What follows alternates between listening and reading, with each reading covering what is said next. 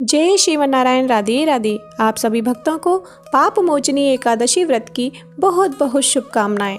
भगवान श्री हरि विष्णु और माता लक्ष्मी की कृपा दृष्टि आप सभी भक्तों पर हमेशा बनी रहे। इन्हीं शुभ मंगल कामनाओं के साथ भगवान श्री हरि विष्णु और माता लक्ष्मी के चरण कमलों में नमन करते हुए पवित्र मन और सच्चे हृदय से पाप मोचनी एकादशी व्रत की कथा का रसपान करेंगे। तो बोलिए विष्णु भगवान की जय, एकादशी माता की जय। युधिष्ठिर ने पूछा, भगवान, फाल्गुन शुक्ल पक्ष की आमल की एकादशी का महात्म्य मैंने सुना। अब चैत्र कृष्ण पक्ष की एकादशी का क्या नाम है, यह बताने की कृपा कीजिए। भगवान श्री कृष्ण बोले, राजेंद्र सुनो, मैं इस विषय में एक पाप नाशक उपाख्यान सुनाऊंगा, जिसे चक्रवर्ती नरेश मानधाता के पूछने पर महर्षि लोमस ने कहा था। मानधाता बोले, भगवान, मैं लोगों के हित की इच्छा से यह सुनना चाहता हूँ कि चैत्र मास के कृष्ण पक्ष में किस नाम की एकादशी होती है, उसकी क्या विधि है तथा उससे किस फल की प्राप्ति होती है। कृपया ये सब बातें बताइए। लोमस जी ने कहा, नृपश्रेष्ठ, पूर्व काल की बात है। अप्सराओं से सेवित चैत्ररथ नामक वन में, जहाँ गंधर्वों की कन्याएं अपने किंकरों के साथ बाजे बजाती हुई विहार करती हैं, मंजुघोषा नामक अप्सरा मुनिवर मेधावी को मोहित करने के लिए गई। वे महर्षि उसी वन में रहकर ब्रह्मचर्य का पालन करते थे। मंजुघोषा मुनि के भय से आश्रम से एक कोस दूर ही ठहर गई और सुंदर ढंग से वीणा बजाती हुई मधुर गीत गाने लगी।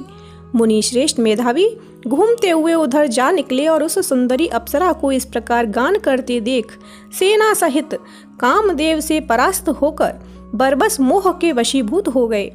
मुनि की ऐसी अवस्था देख मंजुघोषा उनके समीप आई और वीणा नीचे रखकर उनका आलिंगन करने लगी। मेधावी भी उसके साथ रमण करने लगी। कामवश रमण करते हुए उन्हें रात और दिन का भी भान न रहा। इस प्रकार मुनि जनोचित सदाचार का लोप करके अप्सरा के साथ रमण करते हुए उन्हें बहुत दिन व्यतीत हो गए। मंजुघोषा देवलोक में जाने को तैयार हुई। जाते समय उसने मुनि श्रेष्ठ मेधावी से कहा, ब्राह्मण, अब मुझे अपने देश जाने की आज्ञा दीजिए। मेधावी बोले, देवी, जब तक सवेरे की संध्या न हो जाए तब तक मेरे ही पास ठहरो।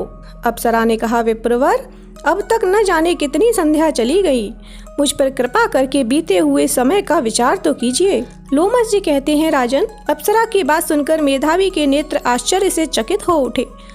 उस समय उन्होंने बीते हुए समय का हिसाब लगाया तो उन्हें मालूम हुआ कि उसके साथ रहते 57 वर्ष हो गए। उसे अपनी तपस्या का विनाश करने वाली जानकर मुनि को उस पर बड़ा क्रोध हुआ। उन्होंने शाप देते हुए कहा, पापिनी, तू पिशाची हो जा। मुनि के शाप से दग्ध होकर वह विनय से नतमस्तक होकर बोली, विप्रवर, मेरे शाप का उद्धार कीजिए। 7 वाक्य बोलने या 7 पद साथ साथ चलने मात्र से ही सत्पुरुषों के साथ मैत्री हो जाती है। ब्राह्मण, मैंने तो आपके साथ अनेक वर्ष व्यतीत किए हैं, अतः स्वामिन, मुझ पर कृपा कीजिए। मुनि बोले, भद्रे, मेरी बात सुनो, यह शाप से उद्धार करने वाली है। क्या करूं? तुमने मेरी बहुत बड़ी तपस्या नष्ट कर डाली है। चैत्र कृष्ण पक्ष में जो शुभ एकादशी आती है उसका नाम है पाप मोचनी। वह सब पापों का क्षय करने वाली है। सुंदरी, उसी का व्रत करने पर तुम्हारी पिशाचता दूर होगी। ऐसा कहकर मेधावी अपने पिता मुनिवर च्यवन के आश्रम पर गए। उन्हें आया देख च्यवन ने पूछा, बेटा, यह क्या किया? तुमने तो अपने पुण्य का नाश कर डाला। मेधावी बोले, पिताजी, मैंने अप्सरा के साथ रमण करने का पातक किया है। कोई ऐसा प्रायश्चित बताइए जिससे पाप का नाश हो जाए। च्यवन ने कहा, बेटा, चैत्र कृष्ण पक्ष में जो पाप मोचनी एकादशी होती है उसका व्रत करने पर पाप राशि का विनाश हो जाएगा। पिता का यह कथन सुनकर मेधावी ने उस व्रत का अनुष्ठान किया। इससे उनका पाप नष्ट हो गया और वे पुनः तपस्या से परिपूर्ण हो गए। इसी प्रकार मंजुघोषा ने भी इस उत्तम व्रत का पालन किया। पाप मोचनी का व्रत करने के कारण वह पिशाच योनि से मुक्त हुई और दिव्य रूप धारिणी श्रेष्ठ अप्सरा होकर स्वर्ग लोक में चली गई। राजन, जो श्रेष्ठ मनुष्य पाप मोचनी एकादशी का व्रत करते हैं उनका सारा पाप नष्ट हो जाता है।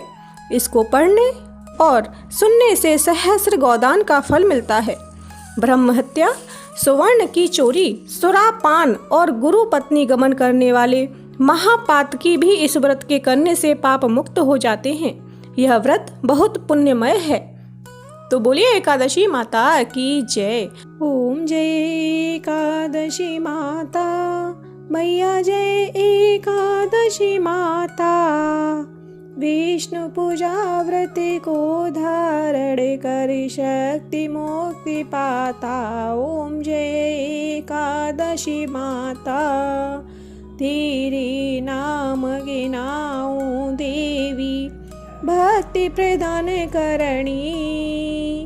गुण गौरव की देनी माता, शास्त्रों में वरणी। ओम जय एकादशी माता, मार्गशीर्ष के कृष्ण पक्ष में उत्पन्ना होती, शुक्ल पक्ष में मोक्षदायिनी, पापों को धोती। ओम जय एकादशी माता, पौष मास के कृष्ण पक्ष की सफला नामक है, शुक्ल पक्ष में होई पुत्रदा, आनंद अधिक रहे। ओम जय एकादशी माता, रमा षठिला माघ मास में कृष्ण पक्ष आवे, शुक्ल पक्ष में जया कहावे, विजय सदा पावे। ओम जय एकादशी माता,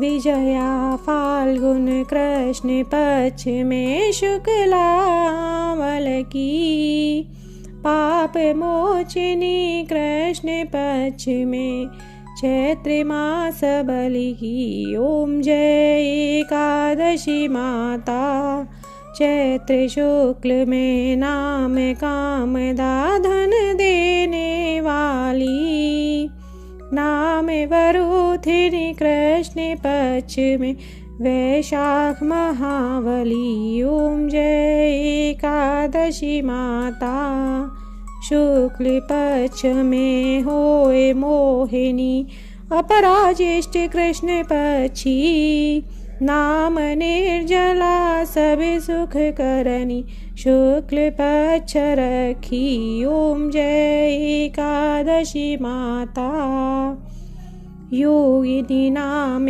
आषाढ़ में जानो, कृष्ण पक्ष वरणी, देवशयनी नाम कहायो, शुक्ल पक्ष धरणी। ओम जय एकादशी माता, कामिका श्रावण मास में आवे, कृष्ण पक्ष कहिए, श्रावण शुक्ला होए पुत्रदा, आनंद से रहिए। ओम जय एकादशी माता, अजा भाद्रपद कृष्ण पक्ष की परिवर्तिनी शुक्ला, आश्विनी कृष्ण पक्ष में व्रत से भव सागर निकला। ओम जय एकादशी माता, पापांकुशा है शुक्ल पक्ष में, पाप हरण हारी, रमा मास कार्तिक में आवे, सुखदायक भारी। ओम जय एकादशी माता, देवोत्थानी शुक्ल पक्ष की, दुख नाशक मैया, लौद मास की करूं विनती, पार करो नैया। ओम जय एकादशी माता, शुक्ल लौद में होए पद्मिनी, दुख दारिद्र्य हरणी, परमा कृष्ण पक्ष में होती, जन मंगल करणी। ओम जय एकादशी माता, जो कोई आरती एकादशी की भक्ति सहित गावे, जन रघुनाथ स्वर्ग का वासा, निश्चय वह पावे। ओम जय एकादशी माता, ओम जय एकादशी माता, मैया जय एकादशी माता, विष्णु पूजा व्रति को धारण करे शक्ति मुक्ति पाता। ओम जय एकादशी माता। बोलिए एकादशी माता की जय। बोलिए विष्णु भगवान की जय।